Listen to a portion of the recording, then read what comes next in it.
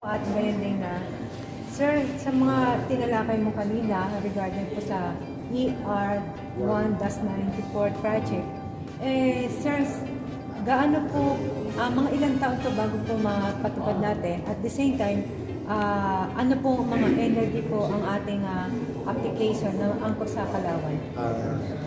Yung sa amin po kasi ito yung mga kapitan ng Victoria.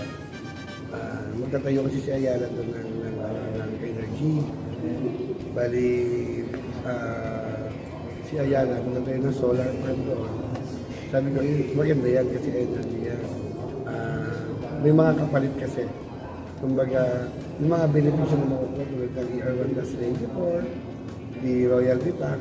Kasi yung kami, yung host municipality namin ng energy, yan kay Aboitis, kay Jadarman, meron po kami dito steam yung sa amin na kung kaya meron ng Luzon, Oriente, isa po doon sa nakaambag, pinakamalaking nakaambag itong Macban Jadarman sa buong Pilipinas. Kasi pag binabasa natin, babalikan natin yung mga PD 87, PD 1442, RA 5092, RA 9513, then DAPIRA law.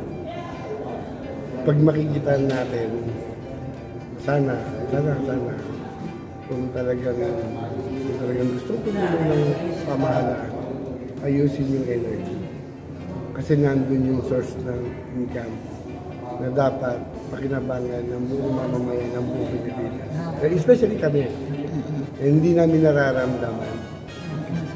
Sir, pero doon sa mga energy na talakay natin kanina at the same time, hindi po ba ito magiging hazardous o mapangaling sa katawan ng ating mga kababayan at gayon din sa ating mga kalikasan? Doon po sa mga indigenous team.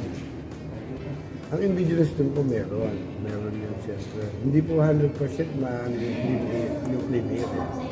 Pero yung about solar, is okay.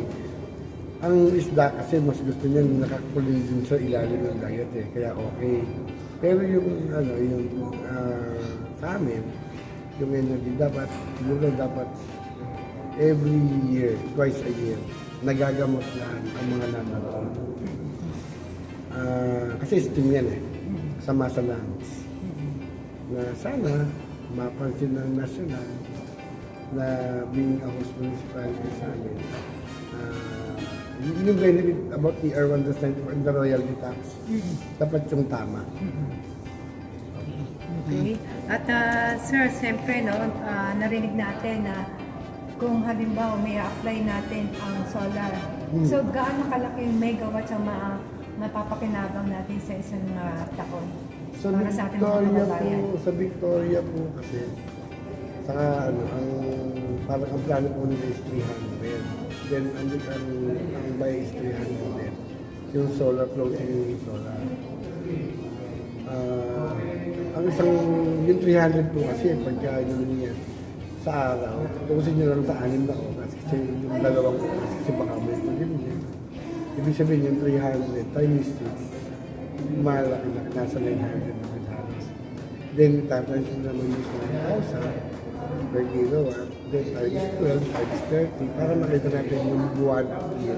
Doon makukuha yung ER1-94. Malaki yan ito ng isang bayan.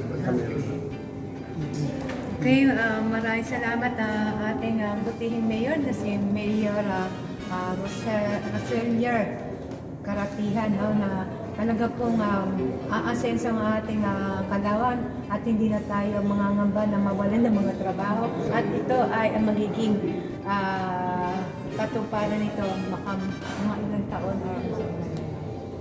Ano po yan yung sa amin po kasi hindi pa ako anak, meron ng generator dyan na mahabang panahon. Sabi nila makukuha sa loob ng 2035. Kasi yun ang tapos ng kanilang kontrata.